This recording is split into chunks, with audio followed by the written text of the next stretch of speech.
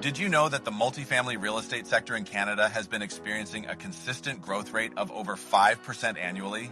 This promising trend is reshaping the real estate landscape across the nation.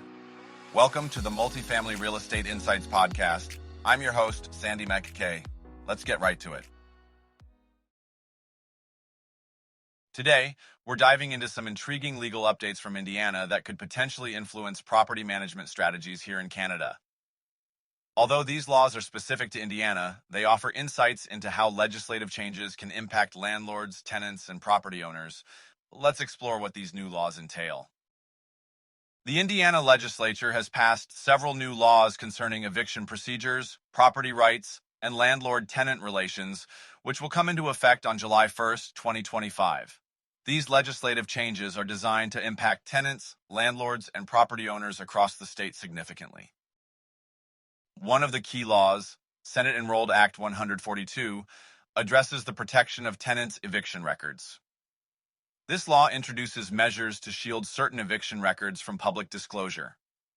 It allows courts to order the non-disclosure of eviction records on their initiative.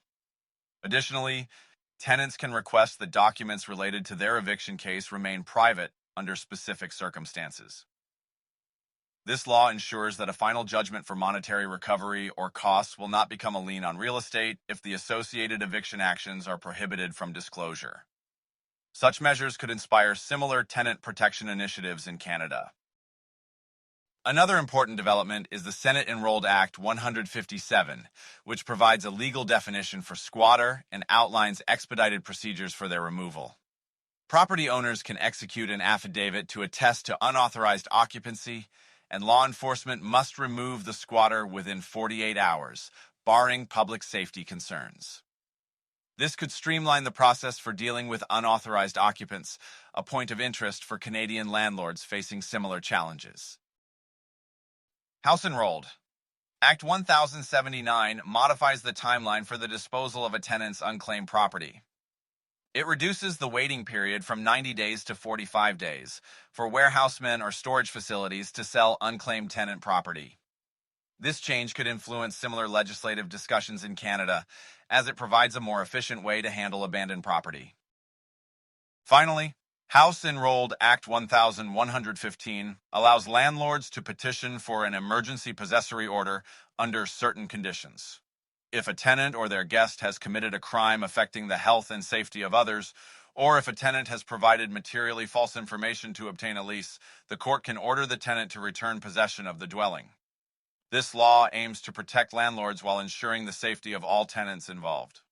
Such laws might serve as a model for Canadian jurisdictions looking to balance tenant rights with landlord protections. These new laws represent a significant shift in handling eviction matters, addressing unauthorized occupants, managing abandoned property, and establishing conditions for emergency possession of rental units.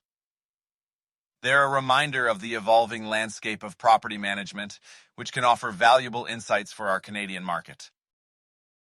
Thank you for listening to the Multifamily Real Estate Insights Podcast. I'm your host, MacKay. See you on the next one.